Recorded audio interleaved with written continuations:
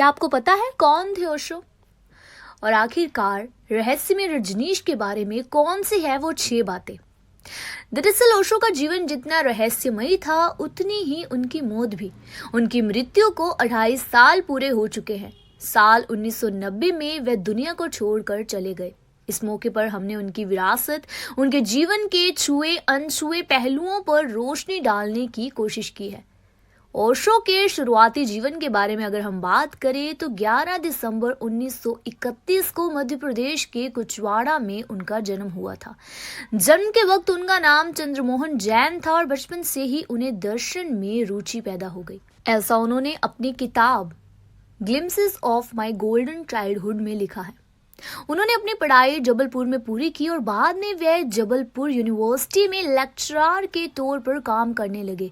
उन्होंने अलग अलग धर्म और विचारधारा पर देश भर में प्रवचन देना शुरू कर दिया। प्रवचन के साथ साथ ध्यान शिविर भी आयोजित करना शुरू कर दिया। शुरुआती दौर में उन्हें आचार्य रजनीश के तौर पर जाना जाता था। नौकरी छोड़ने के बाद उन्होंने नव संन्यास आंदोलन की शुरुआत की। इसके बाद उन्होंने खुद को ओशो कहना शुरू कर दिया। अगर हम बात करें साल 1981 से 1985 के बीच वो अमेरिका चले गए। अमेरिकी प्रांत ओरेगॉन में उन्होंने आश्रम की स्थापना की। यह आश्रम 65,000 एकड़ में फैला था। ओशो का अमेरिका प्रवास बेहद विवादास्पद रहा। महंगी घड़ियां, रोल्स रॉयस कारें और ऐसे में डिजाइनर कपड़ों की वजह से वे हमेशा चर्चा में रहे।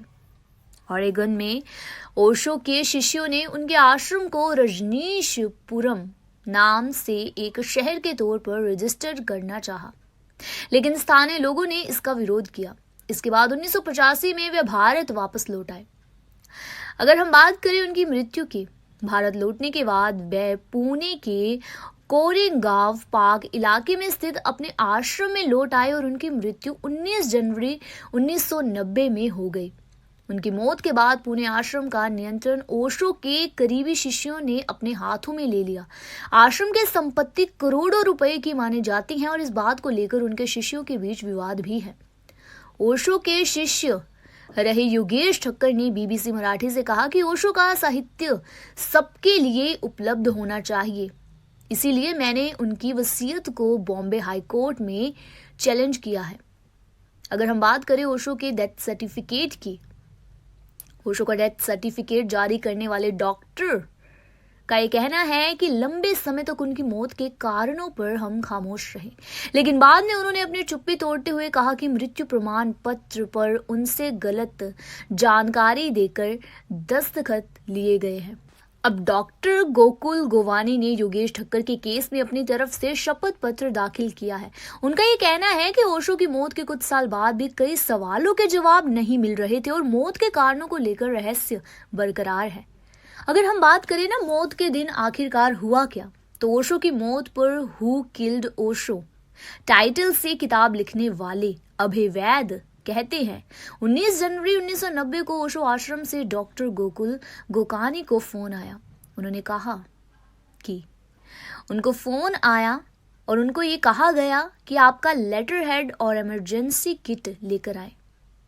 अब डॉक्टर गोकुल गोकानी ने अपने हल्फनामे में लिखा है कि वहां मैं करीब 2 बजे पहुंचा और उनके शिष्यों ने बताया कि ओशो देह त्याग कर रहे हैं, आप उन्हें बचा लीजिए, लेकिन मुझे उनके पास जाने नहीं दिया गया। कई घंटों तक आश्रम में टहलते रहने के बाद मुझे उनकी मौत की जानकारी दी गई और कहा गया कि डेथ सर्टिफिकेट जारी कर दे। और ऐसे में डॉक्टर गोकुल ओशो की मौत की टाइमिंग को लेकर भी सवाल खड़े करते हैं। डॉक्टर ने अपने हल्फनामे में ये भी दावा किया है कि ओशो के शिष्यों ने उन्हें मौत की वजह दिल का दौरा लिखने के लिए दबाव डाला। ओशो के आश्रम में किसी सन्यासी की मृत्यु को उत्सव की तरह मनाने का रिवाज था, लेकिन जब खुद ओशो की मौत हुई तो इसकी घोषणा के 1 घंटे के भीतर ही उनका अंतिम संस्कार कर दिया गया और इनके निर्माण का उत्सव भी संक्षिप्त कर दिया गया। ओशो की मां भी उनके आश्रम में ही रहती थी और ओशो की सचिव रही नीलम ने बाद में एक इंटरव्यू में उनकी मौत से जुड़े रहस्यों पर कहा था कि ओशो के निधन की सूचना उनकी मां को भी देश से दी गई।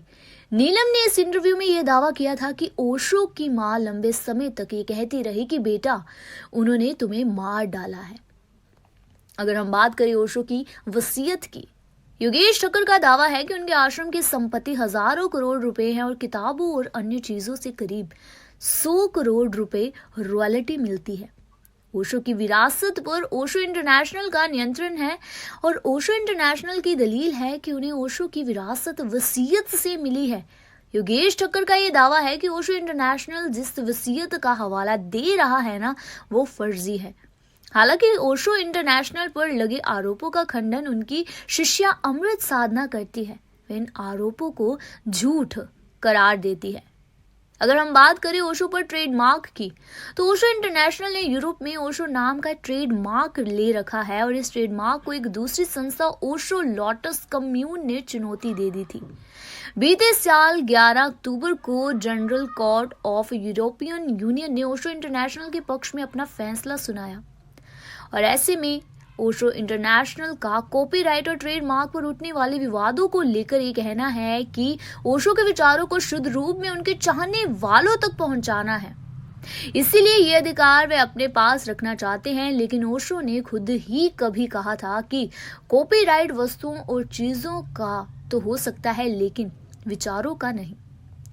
अब ऐसे में बात करें उनकी पुणे स्थित उनकी मां की समाधि की, तो पुणे स्थित उनकी मां की समाधि पर लिखी इस बात से ओशो की अहमियत का अंदाजा लगाया जा सकता है। न कभी जन्मे न कभी मरे, वह धरती पर 11 दिसंबर 1931 से 19 जनवरी 1990 के बीच आए थे। तो कैसा लगा आपको ओशो का ये रहस्यमय जीवन, जो कि हमें बताता है कि ओशो ना तो कभी जन्मे और ना ही कभी मरे।